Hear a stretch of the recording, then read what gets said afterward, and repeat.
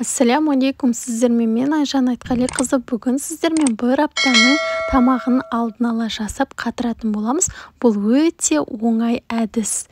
Ең алдымен күрішке ыстық суды қойып қоямыз. Одан кейін 3-4 кг фаршымызды аламыз да, оған пияз және сарымсақты осылай жақсылап блендерден өткізіп қосамыз. Одан кейін жұмыртқа қосатын боламыз. 4 дана жұмыртқа қоссаңыздар жетеді. Менде мұнда 3-4 бас чеснок және де 3-4 бас пияз қостым. Мен құрамын міндетті түрде жазып кетем. Осыдан кейін дәмдеуіштер қосамыз. Қара бұрыш, дәміне қарай. Одан кейін барып қызыл бұрыш, кішкене паприка қосып жіберсеңіздер болады. Дәмді болып шығады, және де тұз қосамыз. Бәрін жақсылап тұрып араластырамыз. Осы бір фарштан жаңағы 3-4 түрлі тамақты шығаратын боламыз. Енді фаршты бөліктерге бөліп аламыз. Бір бөлігінен пельмен бүгуге болады, бір бөлігінен фрикадельки жасаймыз, және бір бөлігінен тефтели мен галбсый жасаймыз.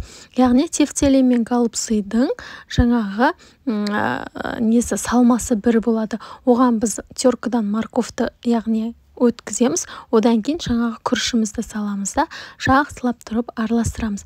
Бұдан біз жаңағы тефтели и галбсый жасайтынбыз. Ал мынау бізде фрикаделькиға и жаңағы пельменге аламыз да, фарштарымызды дайындап алып, ішіне осылай сала бересіздер. Түк те қиындығы жоқ, және де тамақтарыңыз дайын болып тұрады. Кейде жұмыстан шаршап келесің, қонаққа кетесің, сол кезде еш ойланбай жүре бересіздер.